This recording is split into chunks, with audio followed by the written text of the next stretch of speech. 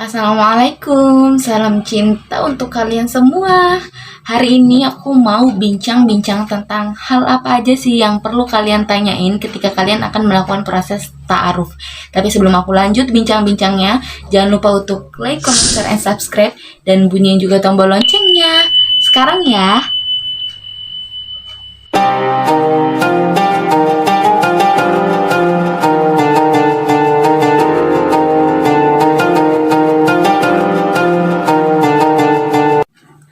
Oke teman-teman, seperti yang udah aku bilang tadi, hari ini aku mau bahas tentang hal apa aja sih yang perlu kalian tanyain ketika kalian akan melakukan proses ta'aruf. Jadi teman-teman, banyak banget yang bilang kalau ta'aruf itu kayak beli kucing dalam karung, padahal itu salah banget teman-teman, salah banget. Karena menurut aku, ta'aruf itu proses menuju ke pernikahan yang paling detail, yang paling tersusun, yang paling rapi, yang paling jelas gitu loh, dibandingkan dengan pacaran gitu teman-teman. Karena banyak banget kan yang pacarannya udah bertahun-tahun tapi kandas di pertengahan. Kan pasti bikin kalian sakit hati, bikin kalian kecewa, sedih, galau lama-lama gitu kan, putus asa akhirnya. Padahal Islam sudah menyediakan jalur yang sangat istimewa, jalur yang sangat jelas, rapih, dan sudah pasti gitu. Kalau kalian menyetujui semuanya, kalian sudah yakin, kalian boleh lanjut. Tapi kalau kalian ada yang ragu, boleh untuk kalian batalkan gitu teman-teman. Jadi menurut aku di sini proses ta'aruf itu proses yang sangat luar biasa. Jadi aku saranin ke teman-teman, apalagi perempuan, kalau memang ingin menikah, alangkah baiknya silahkan menikah lewat jalur ta'aruf supaya kalian bisa mengenal lebih dalam calon pasangan kalian. Karena teman-teman, menikah itu seumur hidup satu kali, kita berharapnya kan. Menikah itu ibadah yang sangat panjang. Jadi kita berharap memiliki pasangan atau imam yang bisa membimbing kita untuk melakukan ibadah yang panjang. Jadi di sini aku mau bahas hal apa aja yang harus kalian tanyain ketika kalian mau melakukan proses ta'aruf. Yang pertama yang harus kalian tanyain ketika kalian melakukan proses ta'aruf yaitu berapa sih umur calon yang mencalonkan menjadi pasangan kita gitu. Itu kita harus tahu. Sepele sih kayaknya ya umur gitu kan. Tapi itu penting teman-teman. Karena memang kedewasaan itu tidak dinilai dari seberapa banyak umur kita, tapi ketika kita sudah mengetahui umurnya, jadi kita bisa menyeimbangi gitu. Entah kita yang lebih tua atau kita yang lebih muda, tapi kita bisa menyeimbangi kalau kita sudah mengetahui umurnya. Jangan sampai baru setelah menikah kita mengetahui umur pasangan kita gitu loh, kan aneh gitu. Yang kedua yang harus kalian tanyain, di negara mana mereka tinggal, dan mereka lahir di mana. Itu penting juga teman-teman. Kenapa? Karena supaya jelas keluarga kita, orang tua kita mengetahui keberadaannya, asal usulnya, bukannya kita mau memandang apa-apa, tapi itu penting teman-teman. Tempat tinggal, tempat lahir, tempat asal mereka sekarang ini, itu penting banget kita ketahui kalau kita mau menuju ke jalur pernikahan, supaya kita lebih jelas mengenal keluarganya gitu kan. Karena kan yang ta'aruf sama kita itu pasti bukan cuma orang yang kenal sama kita. Banyak dari berbagai macam tempat, daerah, mungkin luar Indonesia bisa jadi kan gitu. Jadi itu harus banget kita tanyain teman-teman. Yang ketiga, kita harus tanyakan target menikahnya beliau itu kapan gitu. Kalau misalnya beliau mengajak kita ta'aruf di target menikahnya beliau, berarti memang dia sudah siap gitu untuk membina bahtera rumah tangga, untuk menjalankan ibadah yang panjang, untuk berumah tangga. Pokoknya mungkin berarti dia sudah siap ketika kita sudah mengetahui target menikahnya dia kapan, berarti kan sudah ada gambaran, oh berarti persiapan dia sudah segini gitu kan. Tapi kalau kita nggak tahu dia mau ngajak taaruf aja, tapi kita nggak tahu target nikahnya dia tuh umur berapa sih, kapan sih, pada saat gimana sih gitu kan. Jadi kita tidak bisa menggambarkan kesiapan dia itu berapa persen atau seperti apa gitu teman-teman. Yang keempat yang harus kita tanyain, bagaimana ibadahnya dan dari mana ia belajar agama Islam gitu kan. Oh ya, harus umat muslim nih ya, ini kan lagi bahas umat muslim ya teman-teman, ta'aruf. Jadi kita harus tanya bagaimana ibadahnya, maksudnya gimana, sholat 5 waktunya terjaga kah, sholat wajibnya dia di mana, atau dia sering di rumah atau lebih sering ke masjid,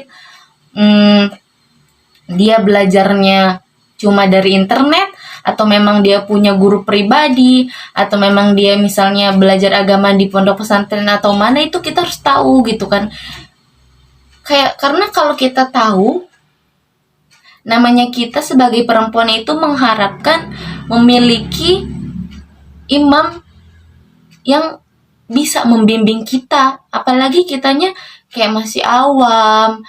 Kayak kita sebagai perempuan menuntut laki-laki pandai agama bukan berarti kita suci, bukan berarti kita solehah gitu kan teman-teman. Tapi wajar seorang perempuan menginginkan atau menuntut calon pasangannya lebih pandai darinya, apalagi dalam bidang agama, itu karena memang beliau ingin dibimbing, kita sebagai makmum ingin dibimbing gitu kan. Tapi kalau memang si perempuannya sudah fasih dalam agama, mendapatkan suami yang juga fasih dalam agama, itu anugerah yang harus disyukuri.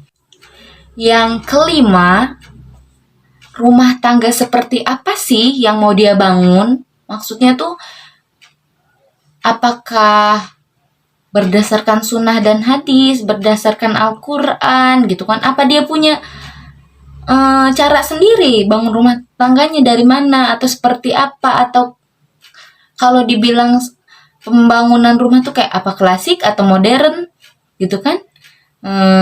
Banyak deh, maksudnya itu penting harus kita tanyain. Kenapa?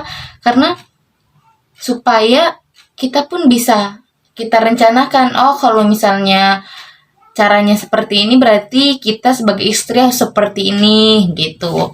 Yang keenam itu apa visi misi pernikahannya. Jadi teman-teman, di saat kita mau menikah, itu visi misi pernikahan itu penting.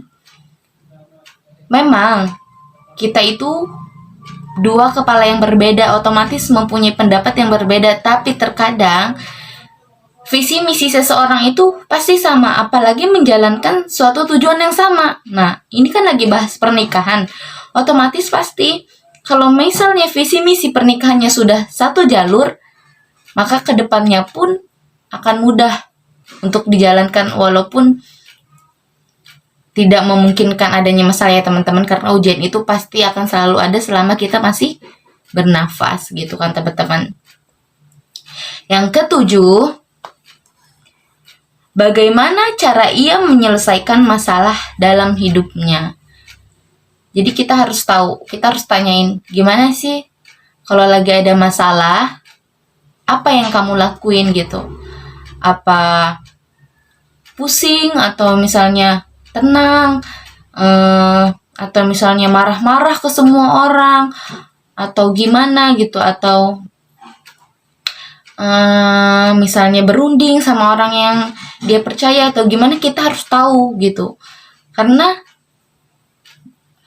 bukannya tidak mungkin dalam pernikahan itu ada masalah itu pasti ada teman-teman. Jadi di saat kita sudah tahu cara calon pasangan kita menghadapi masalahnya, kita pun selagi-lagi itu kita bisa mengimbangi pasangan kita ketika kita sudah tahu, jadi nggak egois masing-masing gitu loh teman-teman. Yang kedelapan, kalian harus tanya bagaimana sih hubungan dia dengan kedua orang tuanya, terutama ibu ya teman-teman. Karena ridhonya Allah itu ridho ibu gitu. Ketika ibu sudah meridhoi, ibu sudah meridhoi segala sesuatu, hidup kita insya Allah akan lurus dan lancar gitu loh teman-teman. Lagi pula maksudnya ketika kita tahu calon pasangan kita bagaimana ke orang tuanya, terutama ke ibunya, berarti kita bisa menggambarkan pula bagaimana pasangan kita terhadap kita nanti. Apalagi kita kan perempuan gitu. Jadi kalau misalnya kita tahu hubungan calon pasangan kita terhadap orang tuanya, terutama ibunya, kita sudah pasti bisa menggambarkan bagaimana pula dia akan membangun hubungannya dengan kita, istrinya gitu teman-teman. Dan kita harus tahu juga bagaimana hubungannya dengan keluarganya, entah saudara entah kakaknya atau adiknya atau semuanya, kita harus tahu. Jangan sampai setelah menikah kita tahu ada masalah, tiba-tiba kita nggak tahu, tiba-tiba kita yang kena gitu kan. Nah, yang kesembilan, kita harus tanyain bagaimana sih cara dia mendidik anak-anaknya nanti. Jadi ketika kita sudah bertanya dan kita sudah tahu caranya dia mendidik anak-anaknya nanti seperti apa, jadi ketika nanti sudah menikah, sudah dikaruniai buah hati atau anak gitu, jadi gak akan pernah berantem lagi. Aku maunya gini, aku maunya gitu, aku maunya, contoh, si suami maunya anaknya sekolah di A, sedangkan istrinya maunya anaknya sekolah di B. Itu kan nggak banget ya teman-teman, yang ada bakalan ada masalah-masalah terus. Tapi kalau kita udah tahu dari awal, semuanya pasti bakalan selalu dirundingin dulu, karena kita udah tahu kan pasti maunya dia itu apa, maunya kita apa. Yang ke-10, kita harus tanya nih, ini paling penting banget biasanya buat kaum perempuan, bagaimana sih pandangannya dia tentang poligami gitu. Terus kita tanya juga apakah ada niatan dia untuk mempraktikkan poligami tersebut gitu. Itu wajib kita tanya teman-teman, supaya berkali-kali lagi aku bilangin, supaya nggak ada perdebatan nantinya gitu kalau kita udah tahu maunya dia apa gitu kan. Gitu teman-teman, itu wajib ditanyain ya teman-teman. 11, apa sih kekurangan dan kelebihannya gitu. Kita harus tahu juga, kita harus tanyain juga teman-teman. Kalau kita udah tahu, nanti ketika lanjut ke jenjang pernikahan, jadi kita bisa saling melengkapi gitu. Kan memang itu tugasnya suami dan istri, saling melengkapi kekurangannya masing-masing gitu ya teman-teman. Tapi harus tetap ditanyain ya teman-teman. Ke-12, seberapa besar keinginannya untuk terus belajar tentang biduk rumah tangga, tentang kehidupan rumah tangga gitu. Itu harus juga ditanyain. Yang ke-13, seberapa jauh ia memahami tentang peran seorang suami dan istri gitu teman-teman. Yang ke-14, nih ini harus ditanyain, ini penting banget, karena menurutku ya laki-laki harus bisa menahan amarahnya gitu kan teman-teman, karena dia pelindung untuk istrinya. Jadi ini harus ditanyain banget, ketika dia sedang marah, apa yang dia lakukan dan apa yang dia ingin kita lakukan gitu. Kalau dia lagi marah, kita harus ngapain dan dia ngapain gitu. Entah atau dia pergi atau menyendiri, itu kita harus tahu. Dan kita harus gimana, kita pun harus tahu, harus kita tanyain dia maunya kita tuh gimana kalau dia lagi marah.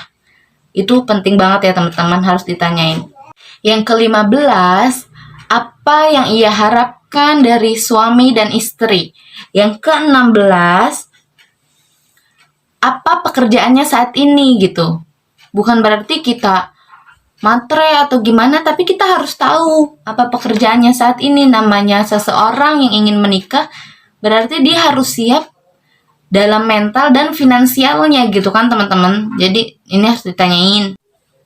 Ini juga penting banget nih teman-teman. Yang ke-17 ini penting banget ya. Yang ke-17 ini karena kan pasti yang pasti kita itu kalau bertaruh sama orang bukan hanya sama orang yang kita kenal atau dekat sama kita atau yang kita tahu latar belakangnya. Karena kita nggak tahu latar belakangnya, makanya kita harus tanyain. Yang ke-17 yang harus kalian tanyain, pernahkah dia menikah sebelumnya? Sebelum mengajukan taruh sama kalian, mereka pernah menikah gak sebelumnya gitu?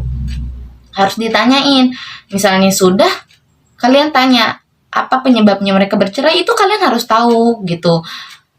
Karena kan kalian mau bertaruh dan kalau misalnya memang cocok kan harus lanjut ke jenjang pernikahan gitu kan teman-teman. Jadi supaya kita juga nggak apa ya, maksudnya nggak ada, ibaratnya nggak ada kebohongan lagi di antar kita gitu, udah dijujur-jujurin semuanya. Nah, yang ke-18 ini juga penting teman-teman. Kalian tanya, apakah dia memiliki penyakit fisik atau mental gitu. Itu harus tahu, namanya kita menikah. Itu penting banget, kesehatan yang harus kita tahu gitu. Karena mereka mengajukan taruh, berarti mereka juga harus bersedia. Kita ajukan pertanyaan-pertanyaan karena menurut aku sih itu penting banget teman-teman.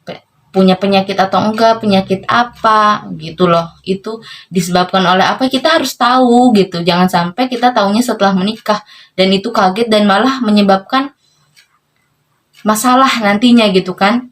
Yang ke-19 kita tanya, apa cita-citanya? Jadi ketika nanti menikah, ketika kita sudah tahu cita-citanya tapi belum bisa terwujud, kan bisa kita bekerja sama-sama untuk mewujudkan cita-citanya. Kita sebagai istri membantu mewujudkan cita-cita suami dan suami bisa membantu cita-cita istri gitu loh. Jadi saling bantu gitu kan. Kan maksudnya lebih romantis gitu kan teman-teman kan. Kalau ta'aruf itu enggak kayak seperti yang dibilang orang-orang, kok itu salah banget teman-teman. Yang ke-20, kenapa dia memilih kamu menjadi istrinya? Kenapa? Gitu. Atau memang sudah kenal sebelumnya atau karena alasan lain, kalian harus tahu. Apalagi yang mau dinikahin kan kalian gitu. Jadi kalian harus tahu kenapa dia memilih kalian untuk menjadi istrinya, pasangan seumur hidupnya, pasangan mengerjakan ibadah yang panjang gitu. Kenapa gitu? Kenapa dia memilih kalian gitu? Kalian harus tahu alasannya gitu, teman-teman. Yang ke-21, kalian tanya ke dia, apakah dia ada rencana ketika nanti sudah menikah ingin mengajak keluarganya untuk tinggal bersama kalian gitu kan.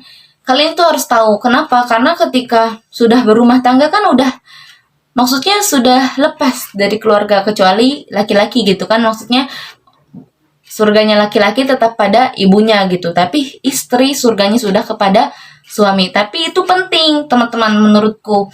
Karena kenapa? Jadi gak ada kesalahpahaman, jadi gak ada yang suuzonan. Kok nggak bertanya-tanya. Jadi harus tahu. Bukan berarti kalian bertanya seperti itu, kalian tidak mengizinkan kalau calon pasangan kalian mengajak keluarganya untuk tinggal bersama, tapi supaya kalian lebih punya gambaran. Kalian bisa gimana nantinya gitu, jadi tahu gitu kan. Karena urusan rumah tangga itu luas teman-teman gitu. Yang ke-22, kalian juga harus tanya sama calon pasangan kalian. Setelah menikah, kalian mau tinggal di mana? Atau di rumah mertua, di keluarga suami, atau di rumah keluarganya istri, ataukah ngontrak, ataukah dia sudah memiliki rumah sendiri untuk menikah nanti gitu. Itu kalian harus tahu ya teman-teman. Yang ke-23, apakah dia punya teman atau sahabat dari lawan jenis? Itu kita harus tahu teman-teman. Karena yang sudah kita ketahui dalam Islam, laki-laki dan perempuan itu tidak boleh berkholwat. Bersahabat kan kalian bisa kalian pikirkan, sahabat itu seperti apa gitu kan. Kalian bisa memikirkan lah, sahabat itu gimana sih. Kalau sama laki-laki it's okay, tapi kalau punya sahabat perempuan gimana coba. Jadi daripada nantinya bermasalah, lebih baik kalian tanyain dulu gitu teman-teman ya. Ke-24, kalian tanya bagaimana cara dia menghabiskan uang dan menghemat uang. Maksudnya biasanya dia itu kalau ngabisin uang atau pakai uang itu untuk apa, untuk keperluan apa, dan kalau dia hemat itu tuh untuk apa dan untuk keperluan apa. Jadi kita harus tahu juga teman-teman gitu. Karena nanti di rumah tangga itu kan, di pernikahan itu ada namanya urusan ekonomi gitu kan. Jadi kita harus tahu gitu teman-teman. Yang ke-25, apa yang biasa dia lakukan ketika di waktu luang. Jadi kalau kita tahu apa yang biasa dia lakukan di waktu luang, jadi ketika sudah menikah, ada waktu luang, kita jadi bisa membahagiakan pasangan kita karena kita sudah tahu apa sih yang biasa dia lakukan ketika waktu luang gitu teman-teman. Yang ke-26 teman-teman, kalian juga penting banget nanyain hal ini. Coba tolong definisikan tentang pelecehan mental, verbal, dan emosional. Jadi ketika kita sudah tahu definisi menurut dia pelecehan itu seperti apa, jadi kita sudah memiliki gambaran, oh berarti calon suamiku Masya Allah, Alhamdulillah jauh dari yang namanya melakukan tindakan-tindakan pelecehan-pelecehan lain gitu.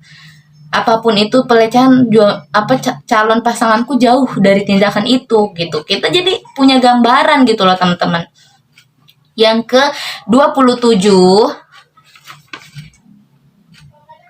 apakah dia akan mendukung istrinya atau mengizinkan istrinya bekerja atau tidak setelah menikah. Itu penting banget karena banyak banget di kalangan kita yang memperdebatkan itu setelah menikah. Kayak, dulu aku sebelum nikah sama kamu aku kerja, tapi setelah aku nikah sama kamu kenapa aku dilarang? Aku udah terbiasa kerja, aku udah terbiasa megang uang sendiri, sekarang aku cuma bisa ngandelin dari kamu. Pokoknya macam-macam deh teman-teman.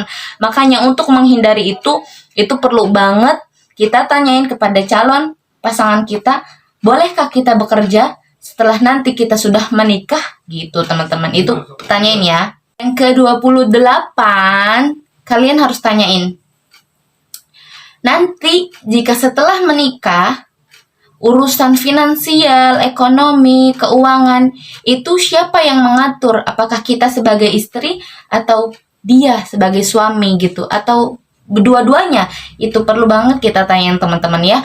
Karena jangan sampai pas udah nikah kita bingung. Kok gak tahu gajinya, kok nggak tahu penghasilannya, kok gitu, banyak tanya-tanya, jadi harus ditanyain. Yang ke-29 teman-teman, kalian juga harus nanyain ke calon pasangan kalian tugas-tugas apa aja yang harus kalian lakuin selama di rumah setelah menikah. Jadi banyak banget kan urusan, banyak banget di kalangan kita yang mempermasalahkan urusan rumah gitu, pekerjaan rumah, kayak kok aku semua sih yang ngerjain, kok ini aku udah gini, aku udah gitu. Jadi sebelum itu terjadi, lagi-lagi aku ingetin, kalian harus tanyain dulu tugas-tugas yang wajib kalian lakuin selama di rumah setelah menikah. Jadi nggak ada lagi perdebatan, nggak ada lagi namanya salah paham. Jadi harus ditanyain semuanya teman-teman. Oke teman-teman, selesai juga bincang-bincang kita hari ini tentang hal apa aja yang perlu kita tanyakan kalau kita akan melakukan proses ta'aruf. Ada 29 ya teman-teman yang tadi udah aku jelasin. Untuk bincang-bincang berikutnya, teman-teman silahkan komen di kolom komentar mau kita bincang-bincang tentang apa lagi. Dan semoga bincang-bincang kita kali ini banyak mengandung manfaat untuk kita semua, khususnya untuk aku. Ambil baiknya, buang yang buruk.